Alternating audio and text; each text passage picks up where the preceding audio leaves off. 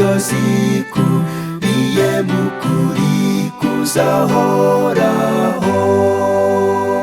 Bibiliya irashikamye kandi izakomeza ishikame, nanjye nzashinga ibirenge byanjye ku rufatiro rwayo.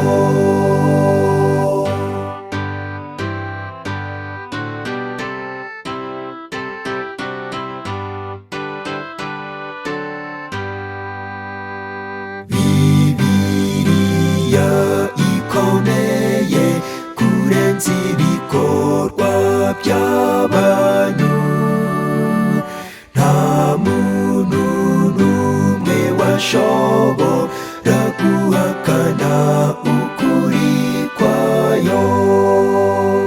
Bibiliya irashikamye kandi izakomeza ishikame, nanjye nzashinga ibirenge byanjye ku rufatiro rwayo.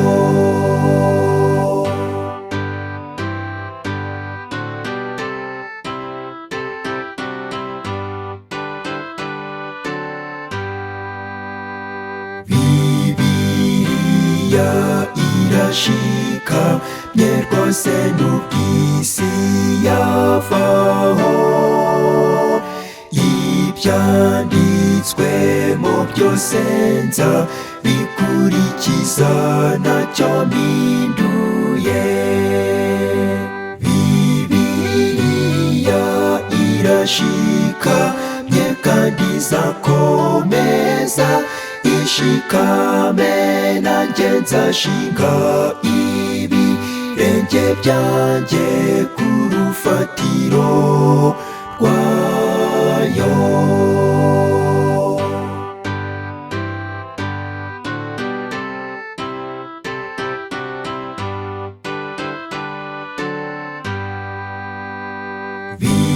Bibiliya irashikamye kuko yanditswe n'uwera, kubw'ubuntu nagiriwe nanjye niteguye kuyakira.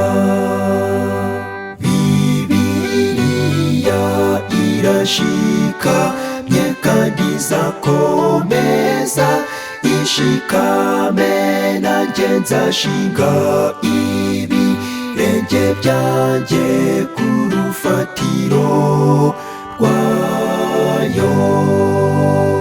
Bibiliya irashikamye kandi izakomeza ishikame, nanjye nzashinga ibirenge byanjye ku rufatiro rwayo.